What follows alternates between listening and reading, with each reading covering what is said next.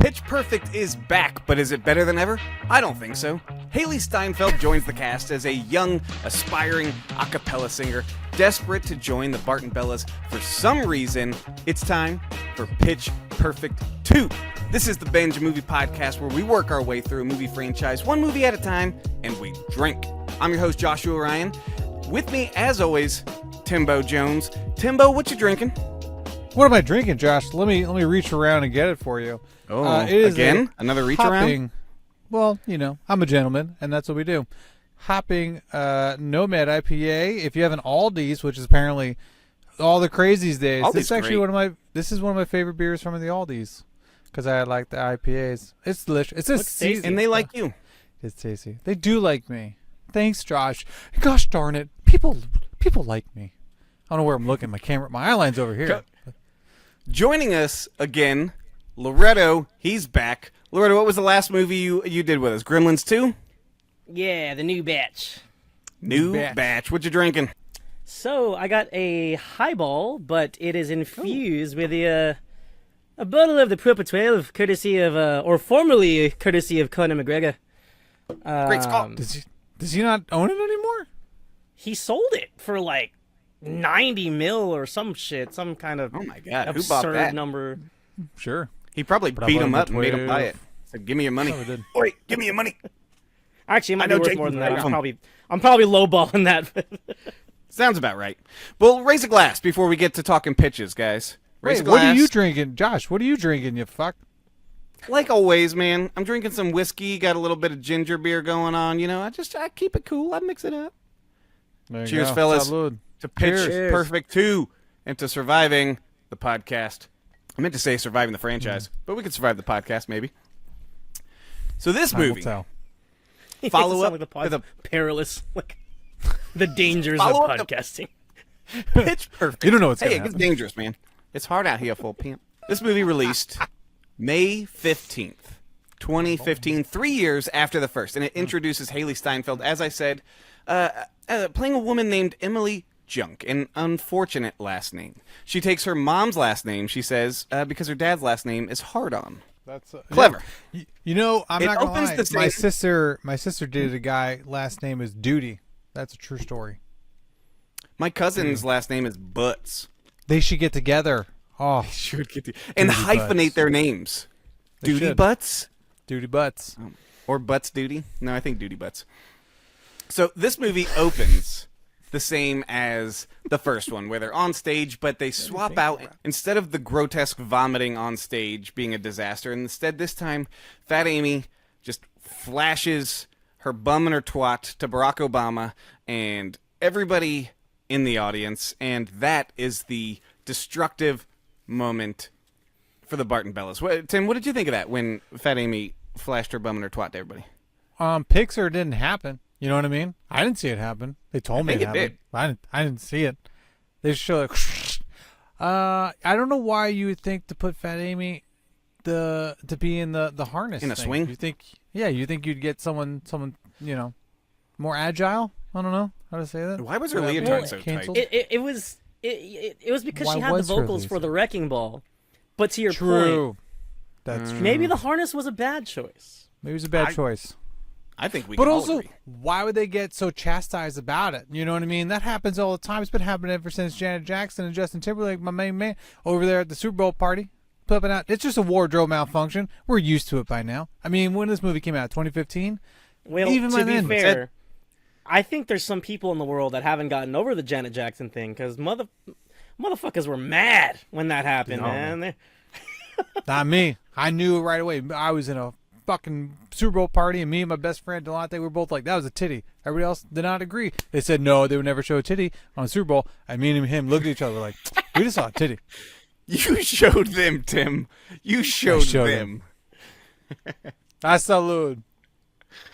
So, in the last one, we talked about how they had these weird background characters that weren't really characters. They were Barton Bellas that you didn't know their names or anything. Most of them are gone. There's like 2 new background randos. It's weird to me that most of the same, because this is 3 or 4 years later in the movie, but all the same girls who joined last year are just still there. The team hasn't really changed much. I find that weird, and I don't like that. Well, You mean, like- Emily actually explained it. She was like, "Oh, I failed 3 times." Like Oh, yeah. she's been, Yeah. On she's been in purpose. college for like 7 years, and they were like, Yeah. "Girl, you gotta graduate. Yeah. You're old." Like, What This is it? one- The same. The girls like Justina, and Ashley, or something like that. Like the one, Yeah. the two that they don't know who each other are, which is a really Exactly. funny bit. that was pretty funny. But Yeah. Elizabeth Banks, famous for directing Cocaine Bear, comes in to direct. Was this her Claim to directorial fame. debut? It's I should have looked Cocaine at that. Bear. I think She it did. was. She directed Cocaine Bear. I No, think but this is that's her not like- debut. Yeah, because she also so did true. Charlie's Angels, but she did this after Pitch Perfect too. Right. Oh, yeah, the that's Charlie's right. Angels. That She did direct Charlie's Angels. nobody saw. I saw it in theaters, but What nobody do you else mean did. nobody saw Charlie's Angels? What are you talking about? Nobody saw that one, bro. No one saw that not- one. it Just flopped. me Not and the Drew Josh? Barrymore one. Yeah. It Yeah, it Drew flopped Barrymore. really hard. See, you don't No, even the know about reboot. it. Kristen Stewart, Naomi Scott. It flopped. Oh, Yeah. I am thinking of the other one. You're Well, going you're old school, good. Lucy. You're thinking Lucy. Yeah, Liu. people No. loved that one, but Yeah, that's what I was gonna say. I was like, you guys are fucking ridiculous. Old School Yeah, that would one be had the a actual sequel. TV show. which Yeah, the oh, sequel was it's- actually pretty awesome with fucking Demi Kristen- Moore. Fuck yeah. Kristen Stewart, right? She was in it. Did you see that one? Yeah, nobody watched that one. Oh, I saw it in sorry. theaters, but yeah, I was alone. That's that. Tagline for this one: "We're back, pitches." Simple. I like it. Nice. I like when they say pitch Well done. instead of bitch. Well done. The box office. This bitch. Over 287 million. This one got more than double the first, which had 115 million. The domestic for this alone was 187 million, over what the whole worldwide gross for the first one was. So Dang. the first one was like a sleeper hit. It didn't do great at theaters. It did okay. And then everybody, once it hit like DVDs and stuff, everybody just fell in love with this movie.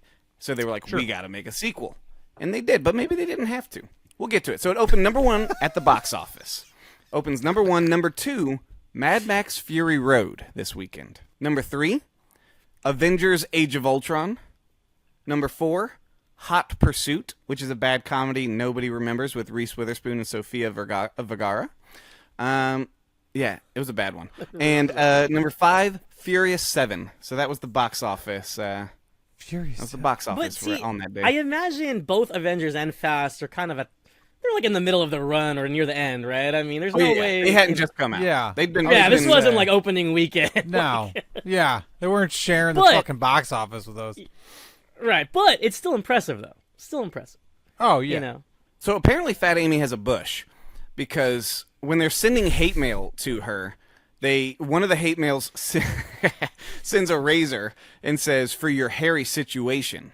So that's just a bit of information you can infer from Tim, since we didn't see the pictures as you Infer. requested. I Yes. see what you did there. We can we can infer it. Yes. What's So wrong with Haley Bush? You're saying Steinfeld. Bush isn't good? Bush. No, I didn't you say like- that at all. Okay. Just, you know. You talking the president? Oh well, definitely not that. I'm talking. Haley Steinfeld was only 17 when she made this movie. Only He 17. looked like a baby. Yeah, he she looked like a looks super child. young. I was Yeah. like, "There's no way this Now- girl is in college." Like, there was She- no way. I think we talked about with this you. on the last pod. She was nominated for an Oscar at only 12 years old. Not for this movie. Not for Pitch Perfect. True Grit. For True Grit. True Grit. The Keep Coen forgetting Brothers she was in remake. True Grit. Fantastic movie. Anna Kendrick Good at the movie. time of this movie was 28. So Anna Kendrick's playing young. Haley Steinfeld's playing a little older. This was a big movie for Haley. She didn't have a lot of movies between True Grit and this, so this was kind of big for her. They try to force, though, this awkward love thing between Haley Steinfeld and the weird magician kid. I didn't like it. That never No. clicked. Never once was I like, oh, what a meet cute. Oh, this is nice. I was just like, what are you doing? There's a lot of things that didn't click in this movie, Josh. And yes, that is indeed one of them. You know what's funny? That is- It's like a lot of times you like to root for the underdog, and I totally get like, oh yeah, nerds need love too, but They do. Benji is not a likable character. Like he's just. I'm not saying he's irredeemable, but I just don't like him. I just songs don't like about his magic. He was okay.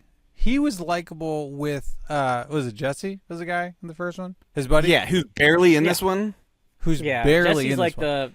the head of the Like- troublemakers and the but boyfriend. they're Yeah. still kind of thing. dating. Apparently, him and Anna Kendrick are dating, I guess. But That's so fair. weird. So They don't but yeah, touch but on like that at all. But when fucking Benji in the first one was like trying to hit on girls and like it didn't work out, and like Jesse was there, he's like, nah, I don't think too much with the magic, like that was fun, and he was likable then. And at the end when he had his moment with like the whole I got the magic in me, and he was singing and all that sings stuff, about magic. that was nice. This was weird. The whole idea that now he can't like talk to girls, even in the first one they showed that he was doing it, he just was doing it wrong. It's like, oh, she's so pretty, I can't even talk to her. I lose my words and shit like that. I don't know. It was weird. Well, and yeah, to be how fair, was- Haley see. You keep Steinfeld talking. I gotta look is something way out of his league. and So, that's and that's the other thing. I mean, yes. like, And but I miss Jesse in this one. I feel like he was so much more fun in the first one, and in this one he was just there because they're still at college, And he shows up when they go perform overseas. Like he's there, he's passing out the fucking flashlights, and he's got the American flag when they're in the competition. But yet, there's like no real stuff in between the two. So it's like, what the fuck? No, he doesn't. He does not have any type of arc or real purpose. He's just there because he's Becca's boyfriend. So Yeah. All right, I was trying to see how old Ben Platt, who plays Benji, was at the time to see if maybe that's why it was so awkward, because maybe he's like, oh, I'm way too old. But he was only he was 21, so that's not a huge age difference. It's a couple years. Remember when Dear Evan Hansen, when he was like 38 playing a weird teenager and everybody hated that movie? I remember that. That was terrible. yeah, I feel bad for him. I don't think anyone ever liked him. Poor guy. Well, maybe he earned it. I feel like he kind of earned it. So Bumper, they bring Bumper back. He's graduated, but he comes back as campus security. Adam Devine. It's another one of those ones where it's like Dumb. they're like, oh, we like this character, but how do we keep him in it? Oh, now he's just working campus security. Wait, do you think it's because they like the character or because they like Adam Devine? Or Well, I mean, same thing. People like Adam Devine. Is it Devine? Devine? Is it Divine? I don't know, man. I couldn't tell. Damn it, I couldn't tell Loretto. you. Potato. But I just feel like after Workaholics, he didn't know what to do, and it's like I don't know. Him being in this just my felt gosh. desperate to me. But I have a workaholic story for you. So this is how I came to learn about workaholics and Adam Devine and them. So I was with a lady, if you catch my drift, and we had the TV on for background noise, if you get what I'm saying. And as it was going, it was Workaholics was on. I didn't know this show. It just came on the TV, and suddenly he was aroused. I kept hearing the jokes on the TV behind me as I was, trying to give her attention, and I just kept laughing at the TV. And she got mad and left, so then I just opened a beer and I just started watching Workaholics. And it was awesome. Workaholics cockblocked you is what you're trying to say? Yeah, but I was okay with it. I enjoyed Workaholics. Better been a good fucking episode. That's all I'm saying. Oh, they're all good, man. They're all That's good. true. It was a very fun show. Yeah, I don't. It was just like, hey, we need to get everybody to come back, and we got to figure out how to bring back the Big D, Adam D. I'm gonna call him Adam D. The AD. Got to bring back the AD. AD. Because it was very dumb, and then now he's banging and like in love with Fat Amy, which was also Well, spoilers. We're not there yet. Oh my God! Fucking get there! It's already been 13 minutes. The party he's working security at 14. was one of the lamest, fakest-looking college parties. It's literally just some people standing around with a drink and like nothing's going on. It was terrible. Well, that's because Yeah, it was it a was- fucking a cappella party, wasn't it? Wasn't it supposed to be like they're like we just and it got was new fresh acapellas meat? only. It wasn't like a frat or a No. They're quite a clique. They're aka cliques. Das Sound Machine, the German a cappella group. I like these guys. Yes. I like them. I think they were a good addition. The Germans, always good villains. They earned that title, and they haven't lost it yet. They're It was always good giving villains. like Globo Gym, like, and it was Yes. giving very much. like D2 Mighty Ducks, like yeah. the big bad Iceland team, the Germans, like Yeah. it was kind of giving like the typical like I dig kitty, although the bad guys. like, What's the main guy in there? He's a famous guy now. Flula. Yeah, he's very funny. Yeah, Oh, his first name is Flula. I can't remember his last name. I just remember the first one because it's a dumb name. So Anna Kendrick is now the leader of the Barton Bellas. She gets a second job producing a Snoop Dogg Christmas album, and that, oh boy, does that cause some strain on her aka relationships? Because who does she think she is? Trying to go off and do her own thing and not be a part of this acapella group. Doesn't go over well. And they don't like it. Tim, you're giving me looks. I think that was the only part of the movie that kind of did like. I'm was just saying, her that's and, what happened. Hey, that it's, scene was fire. Yeah, like her and Michael. Right? But the thing with her and the actual producer, like I love that he was always picking on his nephew, which we found out later. Keegan, is his nephew. I call him Kegel. So Keegan Michael Kegel? Key. Keegan Michael Key. Kegel. You go eat in the corner. Turn around. Yeah. He was funny. But, he was very good. He was very funny. Keegan's great. See her. She's actually giving me stuff. She's helped me out. You're doing nothing. Now you go back, turn around. I like their relationship because I like the fact that like that's probably how people really do work in that industry. I would not be surprised. And when she did the first remix, he was like, "Oh, this is really fucking cool. I hate the fact that I like it. You know, give me something new." And then she does her normal Mick. What, Josh? Okay, because you're kind of going where I was going to go. I hated the scene where he's like, oh, Snoop, I don't know. We're just missing something. We're missing some magic. And she just steps up and just does another mashup and sings like, Here Comes Santa Claus over it or whatever. I hated that because they treat it like she's a genius. And I'm like, she already did this. She did this last movie. I didn't, but that's the fucking best part though is, okay, asshole. That's the whole point. It's called setup. And then now here it comes. Then when she does the fucking demo and gives it to him, he goes, "Are you just the fucking mashup person? Like that's all you do?" Exactly. Like you need to do something more than that. Like it was cool the first time, but like fuck that shit. That's what I liked about that relationship. That he was like an asshole, but he was still trying to like get her to be better. You know, he's like, just do something fucking better. You can't just do mashups all day long. Which the mashup was fire. Thank you, Loretto. Fuck you, Josh. And that scene was pretty cool, by the way. So also double fuck you. I forgot my third fuck you, but fuck you anyway. Well, fuck you. Well, fuck you too. No, can we just when he called her out? Okay, sorry, I was going to talk about something when else. he called her out, about. I was just like, "Thank you." Yeah, she just and I agree thinks with you. doing a mashup, is so original. It ain't fucking original. Well, it was that's like, what a DJ does. That is You're just doing a DJ. Yeah. You're being a DJ. Well, wasn't like Glee around that time too, and all they did was mashups. Like mashups were huge, and then it's like, guys, you gotta do something more than fucking mashups. Like we need. Also, to be fair, the way I took it, especially the first time with the whole Santa Claus thing, she was just showing him some talent. Mm-hmm. Like she obviously can sing, she can carry a tune, she's got an ear. I think that was the whole point. And then I think she missed the point when she gave the demo of mashups. That was her like, oh fuck, like that's all you can do kind of thing. Like. Yeah. But I thought the initial scene was a good setup to create that relationship and create where her character would move forward later. But exactly, and to help her like grow. Like that was more fun than watching the rest of the movie. Now, I love Anna Kendrick, but fucking Becca sucks. Who doesn't love Anna Kendrick? Anna Kendrick's awesome. What do you mean Becca sucks? What's wrong with Becca? I mean, and the first one she was a lot more what's wrong fun. with Becca? Becca is uptight. Has really no common sense or social. She doesn't have good social interactions. Do you think she grew from the first one into the second one? Do you think she like learned her lesson? What was her lesson she learned in the first one? Was like stop being to sing solo, to right? Sing a cappella. That's not the fucking. Oh my god. I hate. Well, she does say that she is a 3-time a cappella collegiate champion. So that means the Barton Bellas have been winning, and that's another thing. Champs. In this movie, they are a complete disaster, having to save their name and all this because Fat Amy showed her pooch to everybody out on the fucking... But if they've won 3 years in a row, why is everybody just like, oh, man, these guys don't know what they're doing? Everybody's treating them like, oh, they don't know what they're doing. I'm like, they've been the champion for 3 years. She said so. Right. That don't make a lick of sense. Well, because we got to keep them as the underdogs, you know? Also, hold on. Like an underdog. Sure. Because, like... I don't think this guy gets enough love. Can we shout out John Lee Higgins, please? He is the podcast host next to Elizabeth Banks, and he's been a character actor for a long time. You've seen him in a million different shows.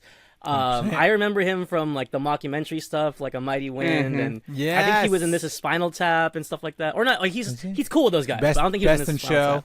Best in Show. Best in Show. Dude, Fuck yeah, man. Christopher Guest is great. But we John Lee talked Higgins about him in the first is always funny. We did.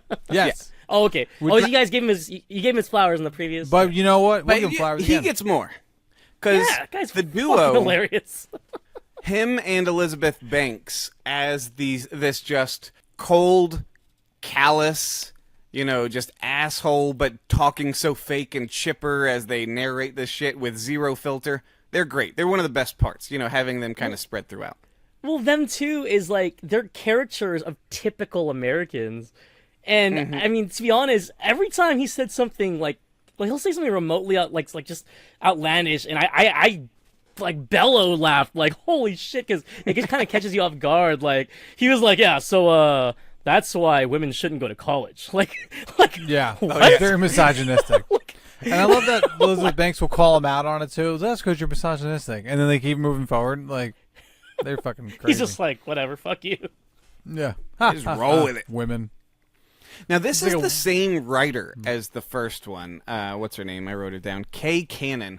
But it feels very different. Like, they try to hit the same tone, but the writing feels different because it's so all over the place. Like, they change what they're doing all the time. They have to go to a camping retreat. They go to, this other thing. They're just jumping all over. There's not a real story arc. It's just a bunch of jumbled little moments. That's the thing. It's like there's a lot of like subplots going on that you're like, do we need all that? Like the stuff with Amy, the stuff with Becca, then the stuff between the older girl, the girls from the first one that were best friends, and now she's running a retreat and shit like that. Right. But I also agree with you with the writing, because that's what I noticed in the first one. I really liked the first one. The first one had me laughing a lot when I did the rewatch, and it was because a lot of the one-liners and the weird moments, like I brought up in the first one, how Becca's kind of like singing in the shower, and then the other girl like hears her, and they're just naked singing, and then like there's just the dude in the background. That was a funny part, not the favorite. But it's like it's alluded to that obviously they were having sex, and she came in on them. But like, so it's like very adult, but never like, oh, I'm gonna go back to having sex with this guy. Where in this one, and they had crude humor like sprinkled in. Where in this one, it was like classic sequel shit where they go, hey, you know what people really remember and they really like? They like the crude shit. They like going after it. So we're going to add way more and put it more in your face. And I was like, you can't do that, There's a random slow motion girl pillow fight at one point. Yeah. And then but like Becky even like mentions it. She's like, well, let's set us back, decades or whatever the fuck she says. But that's what I feel like with the writing. It was like someone like the producers were like, we need more of this shit because that's what people like. And they're like, yeah, but they like it because there's a little bit of it, not because the whole cake is made out of it. I think you're making a great point, Timbo, but really quick, because I don't know where else I'm going to fit this in. My favorite joke in the entire film is not crude, to your point. Like it's actually just like, I think it's not well written, but it just it kind of tickles my funny bone, and it just comes out of fucking left field. And it's also a throwaway joke. Like if you don't pay attention, you probably miss it. But you guys remember the little I don't know where she's from, like Guatemala, Mexico. She's like a little Latina girl. Oh yeah. And she's always making jokes about how like telling dark stories. Yeah, like, oh, when we were children, we were scared to be like kidnapped and put in containers and shit like that. And they were going to the mysterious like singing party where they had the battle, right, with the Green Bay Packers. I think the best scene in the movie. So they're going to the house, and then I forgot who says it, but they're like, "Is anybody else scared?" And then the little Latina girl's answer was like, "Not really. I already lived longer than expected." I literally fucking like fell over in my chair. I was like, "What the fuck?" And like it's like such a throwaway line, like, and they just show up at the door. You could totally miss it if you were fucking chewing on your popcorn or something. So I'm with you. That was pretty funny. But Josh, I think you're absolutely right. That is one of the best moments in the movie. Is the underground a cappella battle royale. We talk about Keegan Michael Key and these other characters who just kind of pop in and are better than the main cast, really. And I think having David Cross as the leader of this is the best character. Dude. And every line delivery he says is so funny. Like there's a scene he hits the gong when he eliminates people, and he goes to pick up the gong, and he just like he can't. And I wrote down what the line Francis. was. Yeah. I told you, like it was like it's too heavy. Cornelius, it's too heavy. You can't pick it up. He's like, Cornelius, I told you, it's too heavy. I like that he's on his scooter. He's got that little scooter. He's just scooting around. Oh man! So, and as cringy as cringy as it was to see Clay Matthews, like the bit's funny. It's a funny. The bit's bit, funny. But... Yeah. So you have, like we said, David Cross. He invites all the different a cappella groups to this underground, in his like mansion, creepy thing that nobody should go to. This is a group of college girls. They should not be going to this place and going into it. But David, you would know him from Alvin and the Chipmunks. David Cross. That's famously. You pick the most random shit for people to know people from, by the way. The competition, he calls it the National Laser Ninja Dragon League. What's funny, and to get in, you have to make a fart noise. That's the password. I remember David Cross from Men in Black. Carry on. Thank you. Is David Cross in Men in Black? Men in Black 2. He's the guy that in the front desk of the morgue, and then he like slaps the roach, and then Vincent D'Onofrio was like, "Don't do that again." No. Is that him? I know he was in Men in Black 2 as well. Because he was in Men in Black. He was the fucking asshole clerk that fucking Vincent D'Onofrio sticks to the ceiling. Yeah, I remember. Okay, I remember that scene. It did not click. I haven't seen those movies in a very long time. No worries. I'm pretty sure he's also in the second one because he's in the second one when they find out about like Agent K's meeting with the alien for the first time. He's in both. Yeah. Yeah, that's so funny. I didn't realize he was in the first one. I just like in the second one too because then he's like, "Yo," when he gets neuralized, Will Smith's like, "And get out of your mom's, fucking basement and marry this chick. She obviously likes you." Like, damn. And he goes, and then he goes to leave, and then David Cross stands up, grabs a shovel, and he's like, "Hey, mom." Like, oh my god, she's gonna fucking kill his mom. But anyway, so in this competition, this underground competition, you have the Treblemakers, you got the Barton Bellas. Yeah. The Tone Hangers, which were the old guys who graduated and can't grow up, which I think it's funny that Bumper is now one of them, who just can't move on from their collegiate days. And the DOS Sound Machine. And then for some reason also the Green Bay Packers, which I think is just a funny joke that they're there also competing in the acapellas. Nobody? Nobody thinks that? Categories come up on the board, and you have to come in and you got to meet the beat. So it's basically the same thing they did in the first one where you have to pick up the lyric. But it's a little different. The categories, we have songs about butts, country love, I dated John Mayer, 90s hip-hop jams. These are our categories. I thought this scene was a lot of fun, and I enjoyed it. It was a good scene to show off the music. It was a good scene to have... I mean, it's always cheesy when they do this. It's meant to be cheesy. It's a cappella. But it was funny. Fun. Haley Steinfeld makes them lose because her dumb ass, when it's 90s jams, just starts singing an original song that she's trying to write, which is a terrible song. Stupid. This song is so lame. You don't like the song? Song about a flashlight. You're my flashlight, and I can what the fuck are you talking? How is that a '90s jam? Hold on, is it flashlight or flashlight? Have I been singing it wrong? I don't know, man. Have you? It's flashlight. Oh, okay. Flashlight. Don't worry about it. It's fine. It's fine. Just keep going. Keep going. Dude, Haley was like 16. I'm not saying she's singing for that. Talk. Way to go, Tim. You made it weird. I like how they treat her when they realize when David Cross is like, is that an original? And then they're just like, we spit on originals. I hate you. And they just start screaming insults at her for singing an original song. Which is true. Hilarious. Why would you sing that? What would you're singing 90s hip hop? And then can I talk about it now? No, I can't. I'll wait till the ending. Fuck. No. No, it's the ending I want to talk about. All right, fine. Fat Amy says she knows 3 of the Wiggles intimately. You guys remember the Wiggles? They were the Australian children's musical group made up of middle-aged men and women. I just remember Teletubbies, but I never watched them. Oh, God, I wish she was intimate with 3 of the Teletubbies. That'd have been so much better. Which 3? The one with the fucking triangle? Tinky Winky? That's the fucking name? That's the purple one's name, Tinky Winky. And then there was the fucking one with, I don't know. This isn't a Teletubby podcast. That's fair.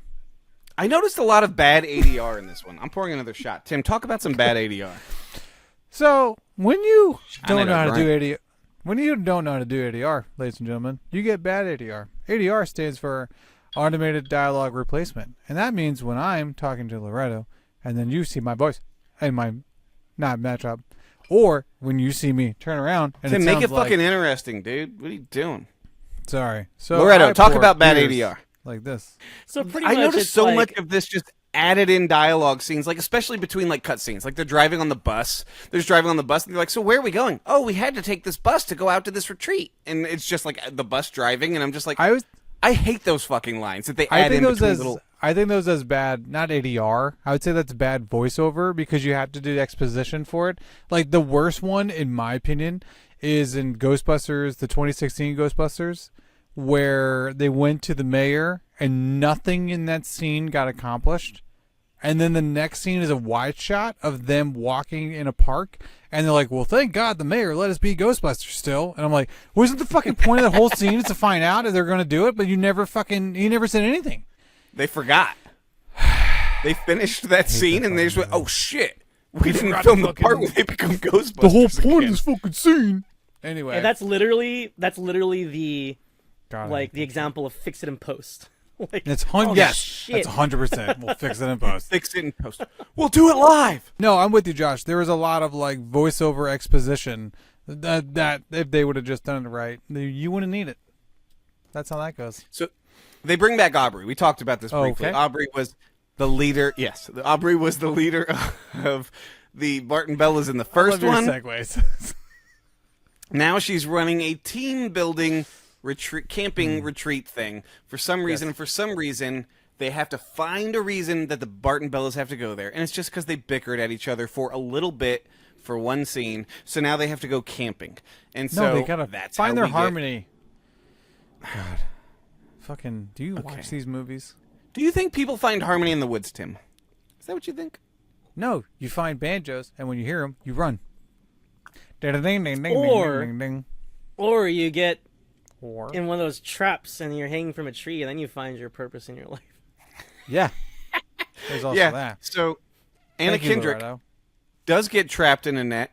The two randos, Jessica and Ashley, they're both Jessica because they're like, which one of you's Jessica? And they both go, me. And then they look at each other confused. The fuck? Which is very funny because that's it is funny.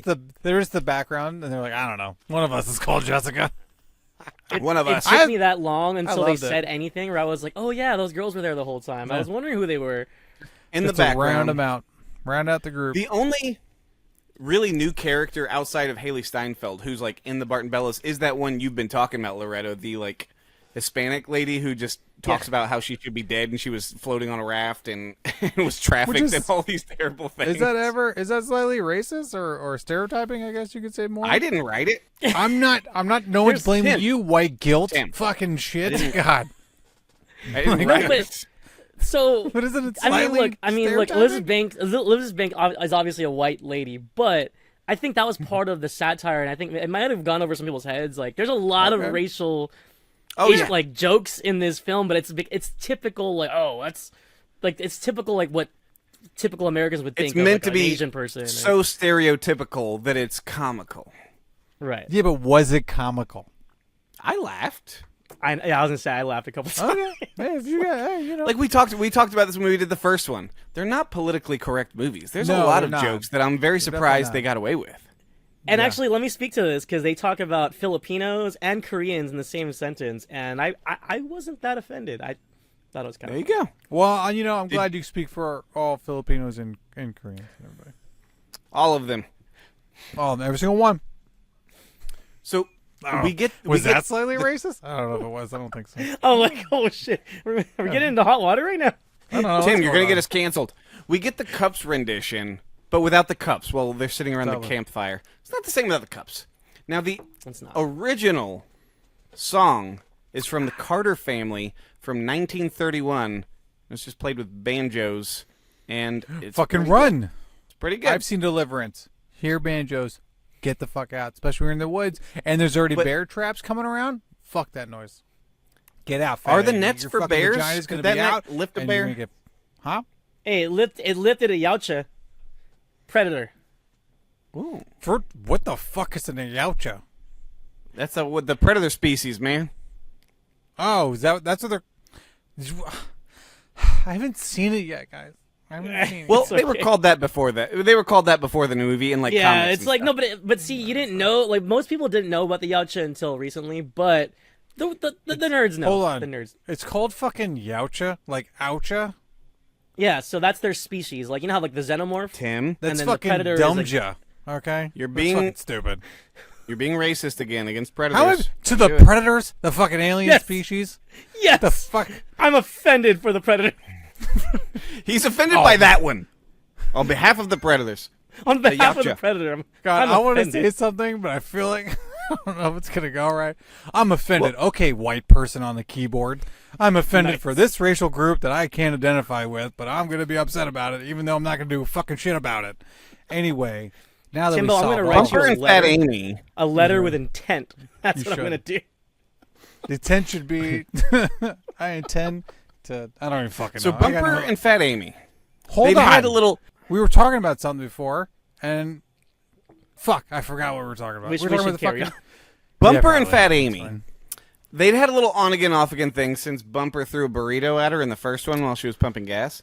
Now in this movie, Bumper professes his love to Amy earlier on, and she's just like, she just wants to bump uglies with Bumper. Yeah. She doesn't want No. to be in a relationship, so she She's a leaves. wild stallion. But then she realizes that she loves Bumper, so she Ugh. decides to get in a boat that is far too small for her and paddle her way That's to rude. him. It is. I don't She have to think fit of in it. the boat. It can't be small for her when she fit in it. That boat was too small for me. That was a tiny boat. Why don't you not fat Amy? How about that? Oh How my about that, gosh. Josh? How Tim. does that feel? Hey, she herself fat shames herself. So that skinny bitches like you won't do it first. She says in the first one. First of That's all, exactly what she thank says. you. I'll appreciate that compliment. Don't look waist down. No, I was just quoting the movie. I didn't actually mean you were Oh, skinny. you sumbitch. I was up here. Now I'm down here. But they sing "We Belong Together," and I like it. I like that scene a lot. Do you? Oh, do you think Loretto they doesn't. had sex right there in the bank? Well, it's just so funny because like there's so many things you didn't course. like that I kind of found okay. But what's interesting is we were talking about how bad the writing is, and for me, Yes. every single time we get away from the main story and go to Bumper and Amy, it just stops the movie dead in its tracks. Like, Oh, 100%. like Bumper has the dinner set up, like, oh, I think I love you, you know, he's like confessing his love, and it's just like it just stops the movie dead in its tracks. It has nothing to do with the competition. Has nothing to do with Becca, who is the protagonist supposedly. And I'm not gonna lie, I didn't like the ballad, but yeah, that's fair. If you like the song, you like the I song. liked it. I thought it was nice. I like I the think you idea like of the it. song. I think you're biased. It's a good song, but I thought it was Josh, funny. got him. First of all, when Adam Devine starts singing it, just the way he gets so serious and stresses his things, I laugh. I even rewound it and watched that scene again. I thought it was so funny. And Fat Amy, when she gets on to the land and she's singing as she's walking across the road, and there's a car that's just waiting and honking at her, and she's like, "Go! I'm trying to sing a song. Go!" I thought it was really funny. That was I like, yeah. The interruptions were funny, and like her being like, "I should have fucking started," and they're all And like, it's a "Why'd good she song. go?" Well, they're like, "Why'd she start from the other side of the fucking lake?" You know. So that was I know. the funny moments were there, but also with Loretto, like, the fuck are we doing here? You know, Right. the fuck are we doing? We're just Too many having a good time, subplots. Tim. Dude, I'm here for. You know what? You're right, Josh. What am I saying? I'm here. I'm not here for a long time. I'm here for a good time. So, you know what I'm saying? Have your I've good been time drinking now a because while, next so- week is Pitch Perfect 3. I don't think Fuck. anybody's gonna have a good time there. My life. I just finished Pitch Perfect 3 the day of this recording. Save it. Saving it. So like Hold we 'em. talked about, the whole movie, Ghostbusters. Haley Steinfeld is trying to do this dumbass original song that she wrote. She keeps trying. She's even working with Becca in the sound booth, and they give it to Michael Keegan Key, and he's like, "This is good. This is great." Well, first he's like, "I don't like it. I don't like it because this is so good, and you guys are better than me. This song is great." And I'm just like, "Is this the most generic? Like, somebody had to write a song for a movie, and they're just like, hey, write an original song that they could sing," and they just like typed out, "You're a flashlight and I can see now because you're great," and then they made it like it's a great song. It's not a great song, and I don't like Josh, it. Well, she's lost in the dark. yeah. She's lost I in the like dark, the and her song. soulmate's the flashlight. Yeah, and first of all, is it Michael missing Keegan Key or context. Keegan Michael Key? You fucking keep saying the different Keegan. name. Keegan, yeah. Josh. Like Get your Keegan, fucking like, names see, now you right. got me Wait, fucked is it up. Keegan Michael flashlight God or bless. flashlight? What is We're happening? back to that again. Oh, Keegan Michael she's Flashlight. 17, Josh. She's 17. First of all, the Keegan song Wilson. is not a bad song, okay? It's actually an okay song. It's not great, but it's just nice. It's simple. The Well, okay, problem- here's the funny thing. I liked it when she did it the first time in the audition. And I liked the ending with the crowd waving the lights. It was corny, but it was cute. Does it make sense? But I didn't like the studio version with the whole like with the EDM style. So that for me was a little bit too much. But I don't think it's a bad song. But first of all, it was Becca who asked her to collab with her. She was like, "Yo, why don't we get together and talk about your fucking song? I'm gonna make some fucking 6 beats. I'm gonna produce it, and then we're gonna give it over to Keegan Michael Key." We didn't talk about Katie Seagal. Katie Seagal. I thought you were gonna bring her up in the first place. She's amazing. I'm bringing her up now. So she plays Haley Steinfeld's mom, famous, of course, for the Disney Channel original Smart House. What the fuck are you talking about? Where are you getting this famous shit from? She was in Smart House. Are you, Josh? She's the Smart House in the Disney Channel original. No, stop. Just stop your face from flapping its lips. You've said so many people being famous from so much dumb fucking shit. I can't lose. Loretto, I don't even know what to say anymore. I only know her. I apologize. I only know her from Married with Children, and you have fantastic. 2 options. I'm yelling. You got 2 fucking options. Okay, you either say she's from Married with Children, and Futurama, or Futurama. Thank you. Have you guys not seen Smart House? Or no, she's Smart also House is cool, but shut up, Josh. Or what's the one? Was she in? She's a legend, bro. She's a legend. Was she in the biker? Sons of Anarchy. Show? Yeah, she was in Sons of Anarchy too. Yeah, I'll even get that honorable fucking mention. I heard when they were casting Sons of Anarchy, they had seen Smart House, and they said she would be good. You live in a house of lies. You live in a dumb house, Josh. So upset with you. You should, for shame. I wish a fucking lady like in Game of Thrones would just fucking follow you around for a day and just ring a bell. Shame. Ding ding ding ding. Shame. Not the shame bell. The shame bell for 24 hours. That's a really mean thing to say, Tim. Yeah, because you deserve it. I'm sorry, Laura. On behalf of the binge, I apologize. Katie Seagal's awesome. So they bring in Katie Seagal and a whole bunch of other old people for this. That's true. For the final competition. They're like, hey, these people used to do what we do, and they used to be Bart and Bella's, and so now they're going to sing with us about fleshlights. And they all held up a fleshlight. And flashlight. Jesus Christ. God. Well, yes. Wait, if it was a fleshlight, it could have been an homage to Fat Amy showing her vagine. I'm just saying. Hey, I liked when the Germans. We didn't talk about. I liked when the Germans sang "Insane and Zamemblane" earlier. Got insane, got no brain. That's Cypress Hill. I quote "Insane and Zamemblane." I couldn't take them seriously. Literally everything they sung with the fucking German accent, it just I couldn't take them seriously. Yeah. They used the German accent to such hilarious effect because they're just singing pop songs, but with such a thick German accent that they sound silly. Yeah, but they tong tong. Let me see. That's the. That was so funny. Well, they should have won that competition.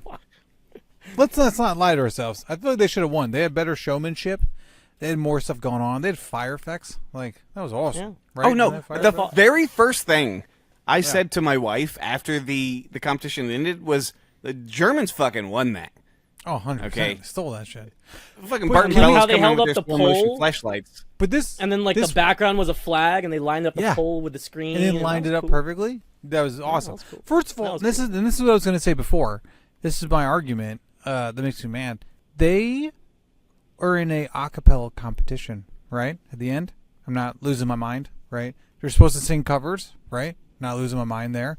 We've even had David Cross get pissed off and then yell at spit on originals. And spit on originals, and then they win with an original song. No, sir. No, sir. You know what I have to say about Haley Steinfeld? You lose, sir. That Good girl day, is sir. poison. Nice. Poison? Way to go. Up at the end. He's the big Mac Daddy, Mac Daddy, Mac. Jump. I was just like, what? Dude, that guy is so funny. Have you listened to his like YouTube stuff?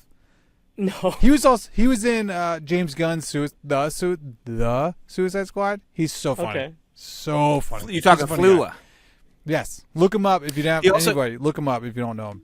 He has a recurring role on The Rookie. A few things. Yes. Yeah. But they shouldn't have won. They used they even made a point in this movie that you don't do originals, and then they won with the original when the Germans clearly had even a better show than they did anyway. This is fucking bullshit. Why didn't sorry, David Hasselhoff make an show appearance? He was too busy coaching the dodgeball team. No, he was too busy drunkenly eating a hamburger while his daughter filmed him. You ever seen that video? Oh, was that him? I thought that was Alec Baldwin. No, Alec Baldwin's the one who called his daughter and left her a voicemail calling her a pig, a fat pig, and he hates her. Oh, yeah. David Hasselhoff. He was the one on the ground? He was the one in the bathroom? I saw it. That's a troubled man. And I remember I heard about this video, and I was like, this is going to be hilarious. David Hasselhoff drunkenly eating a burger on the floor, and I watched it, and I didn't laugh once. I was so sad. And it just hurt my heart and my soul, and I regretted it. Yeah, but luckily, SpongeBob rode on his back to safety in SpongeBob the movie. So he had a redemption arc. When it's your friend that you know, it's way funnier. Also, you're probably also drunk. Or at least a little bit buzzed. And then your friend's a dumbass on the floor. Because that's... This is like our most rambling episode yet, because I don't know what the fuck you're talking about. You said Hasselhoff isn't funny on the floor. And I said, I agree with you, because you don't know him on a personal level. Hold on. But... let me bring us back around. Because I didn't get a touch on the intro earlier. Oh, touch and it. I just came up. I came to a revelation amidst all of our ramblings and derailings and side conversations. I feel like the intro is a foreshadowing of how haphazardly put together this film is, because literally the fact that Fat Amy shows her comparing it to Fat Amy's genitalia? No. So like the fact that she shows her vajayjay, not only does it feel kind of like forced, immature, naive behavior, but it kind of harkens back to like American Pie, but not the good American Pie, like the straight to DVD American Pie, like the American Pie Beta House and the Naked Mile and bullshit like that. You know, like there's like 5 American Pie sequels that no one's ever watched except for corny teenagers. I watched them. Yeah, well, I was gonna say the fact that I know the names of some of them might clue you in a little bit, but like I'm saying, terrible. Though, the quality of the vajayjay intro in front of Barack Obama just feels like something that belongs in the American Pie series, and the American Pie series predates this film by like almost 20 years. It's like that. It's an old style of humor that just doesn't fit in with when this film came out. It doesn't feel relevant. I like when you said the quality of the vagina. Like, wait, the vajayjay. The vajayjay intro. But I have a question. The quality of the vajayjay intro harkens back to a much more Stifler-ish time. You know, the time of Stifler. I have a question. Okay, are you raising your hand? Or you're raising your you're raising your mic like Stifler's mom on fucking. Do you think the vomiting intro of the first one is equally as mature, or do you think showing butt and vag to Barack Obama is more immature? Oh, it's more immature. I think there's a quality to a vomit gag that is a little bit more universal versus like vajayjay is like like it's her fucking pussy, like it's her private parts, like you know, like, but like I feel like projectile vomit is universally pretty funny. I mean, going back to like what's that fucking movie, man? Stand By Me, going back to like Goonies, like it's a very like classic gag, like. When I was a kid watching Stand By Me, I used to cover my eyes at the vomit scene because it really grossed me out. I don't find it that funny. It grosses me out. Well, dude, okay, well, never mind that, right? Like, fucking Chunk's story, like, and then I made a sound like this. And it's like, you don't even see anything, but he's telling the story, like, and then everybody in the audience start throwing up with each other. Like, that's one of my favorite stories of all time. I like it. It's good stuff. I'll give you that much. All right. So let's just talk this finale real quick. They bring in all the old folk to sing with them, and it's supposed to be this big, oh my God, they've learned a lesson. I don't really know what the lesson is, but I feel like that's what they're trying to portray. They learned a lesson that it's not just about them, to look at your past, to grab a fleshlight and look at your future. And time is Time is infinite, and we are but a speck in the wind. Josh, like an aging porn star, like I think you might need to let the fleshlight go. Just let it go, man. Like an aging porn star. God, I'm using that way more often than I should. That's a good one. That's a great one. Hey, thank you. Pam Anderson's doing good for herself. She's doing great. She Whoa. got snubbed. She's getting snubbed. She's not a porn star. And she was also never a porn star. She was in that porno that she didn't consent to, that the guy stole out of her safe and released. See, that's a whole different conversation. That's a whole different story. But Pam Anderson was great in Barbed Wire. Wait, hold on. Why do you... You can't say she's not a porn star because Playboy is porn. No, and she was a Playboy bunny. She was a playmate. No, wait. She was a Technically, centerfold. Playgirls are models, right?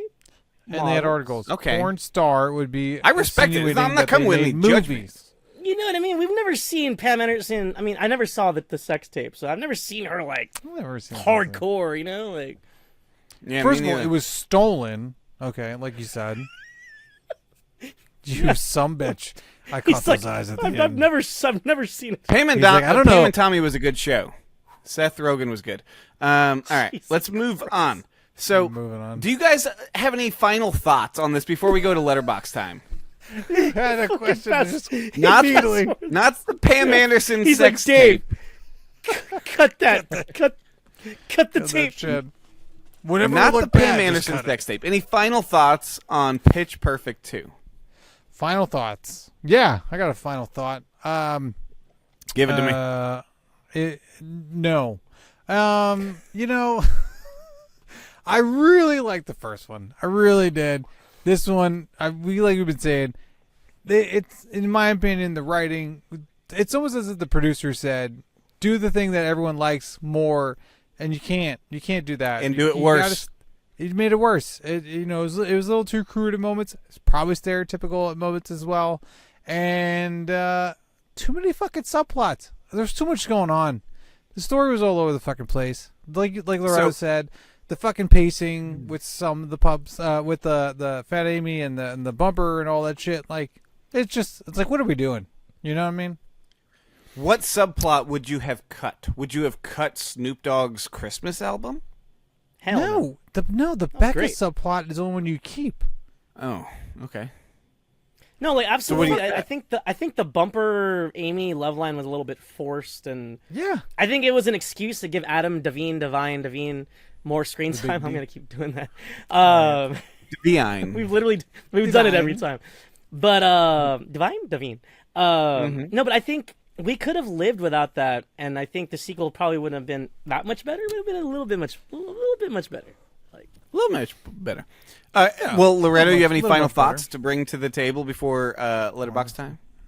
Yeah, so I share similar sentiments as Timbo. I think that the first film was a pleasant surprise. I didn't see it in theaters, but it was one of those things where it was like word of mouth, like, oh, hey, you should watch this. It's actually pretty good. And I'm like, really? That fucking acapella movie? And then I watched it with a bunch of friends. It was like a party thing. And I was like, fuck, this is actually kind of fun.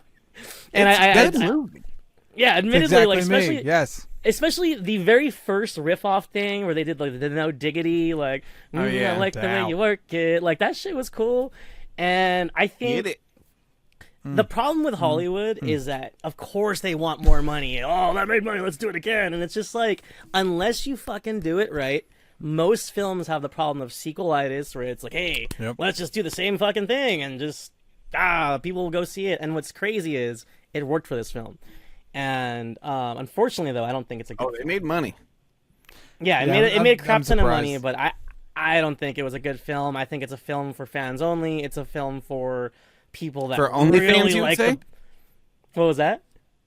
I said for OnlyFans? Is that what you're saying? It would be for OnlyFans? Jesus Christ. This was a very adult podcast episode. How did we get here? He said fans only. I thought he had said fans. No, he didn't say OnlyFans. I'm not dyslexic.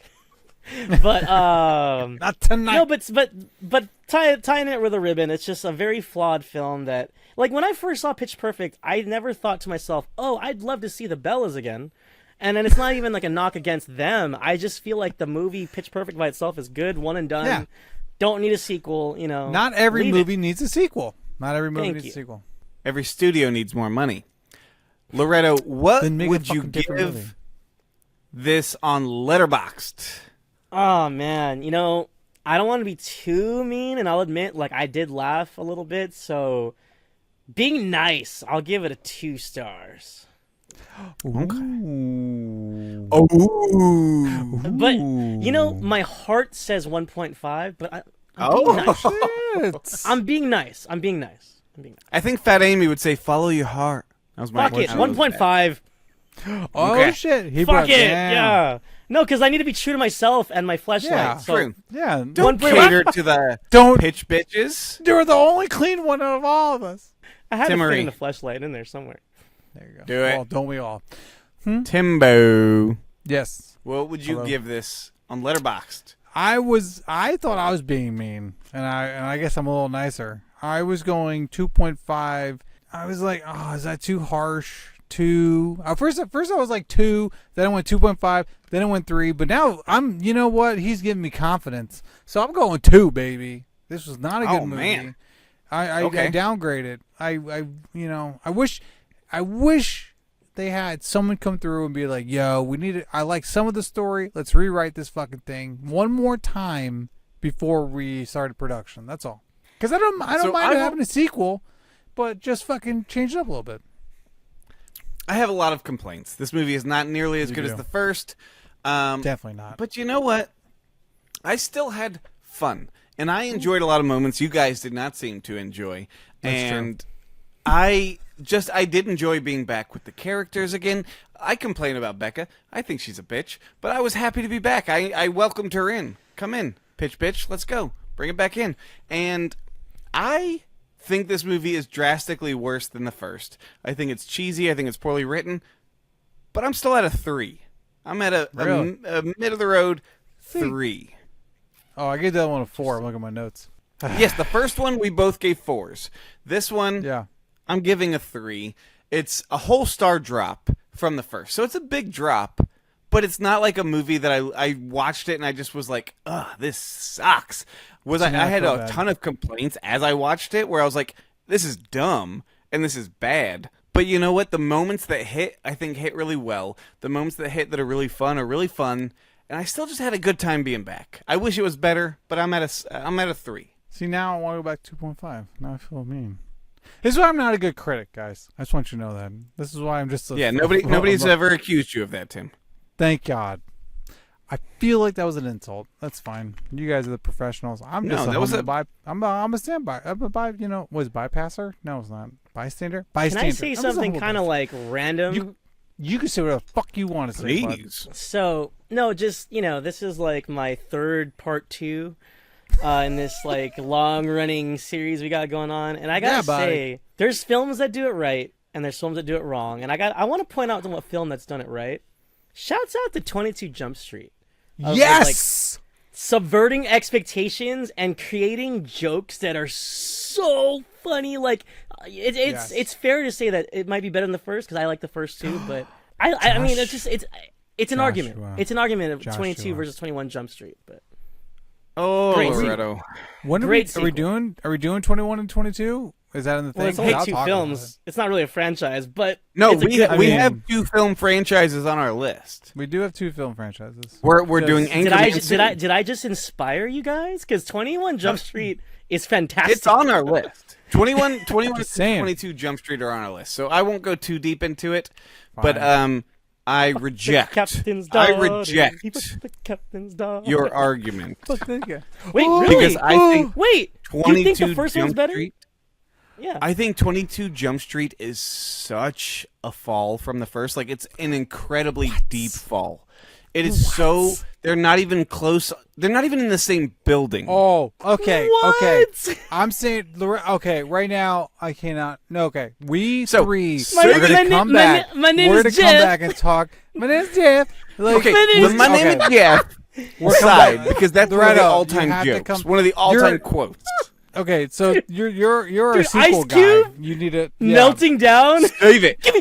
I'm silencing everybody. I'm silencing everybody. I'm gonna mute your mics. Yeah. Save it because I think we've just decided that at some point we're gonna have to do Yeah. 21 or 22 Jump Street, and this is going to have to be the lineup. We'll have you guys back on. You guys, for the time being, Tim, I'll invite you back. For now, Josh. Let's look at Letterboxd.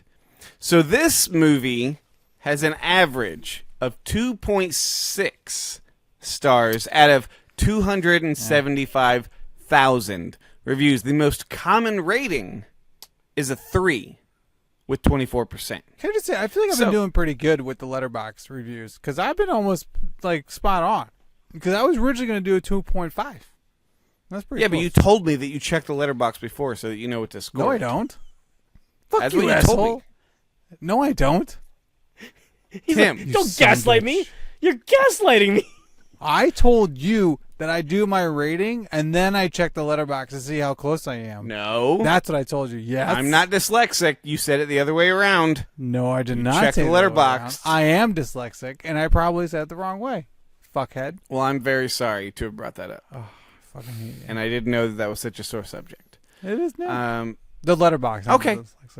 So I think that's it for Pitch Perfect 2. You think? We have one more to go. And maybe, wait, you know what? Maybe the third one, just maybe, gets better. Maybe. It doesn't. But we will see you next week touching Pitch Perfect 3. I had a lot of whiskey this episode. And we will catch you on the flippity flop.